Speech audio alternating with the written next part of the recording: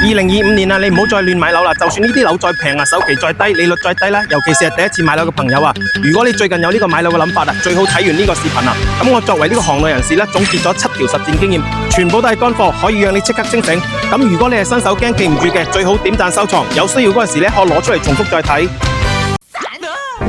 一就唔好淨係睇價格啊，關鍵睇呢個流動性啦。如果你係剛需，而且仲係第一次買樓啊，日後賣唔賣得出呢？比平幾萬甚至幾十萬更加重要啊。比如你買80萬嘅，人哋買100萬，結果5年8年之後呢，人哋可以輕鬆出手，你可能連50萬都冇人要啊。咁第二就要睇呢個屋苑嘅品質啦。如果你係要換樓，優先考慮換好嘅屋苑，物業強、綠化好、戶型要方正。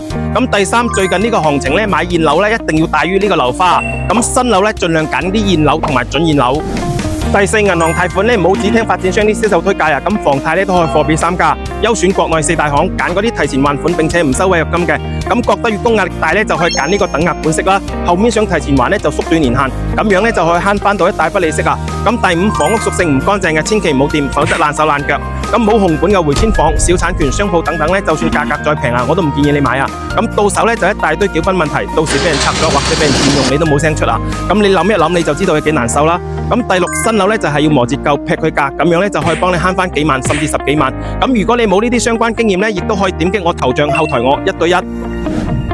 第7，揀樓層咧一定要多考慮啊！咁中間樓層係唔錯，但佢一定會貴啊！只要採光通風唔差，咁低樓層嘅性價比都唔錯嘅。主要係根據你自己嘅預算嚟選擇啦。咁依家啲粉絲揾我睇樓嘅原因，唔單止係因為來源安全啊，仲因為可以慳到更多嘅成本同埋避免上當。咁如果你睇完咗呢條視頻，覺得對你有用嘅，請收藏起身，避免有需要嗰陣時咧就揾唔到我啊！咁我係朱一個江哥，灣區睇樓，保駕護航。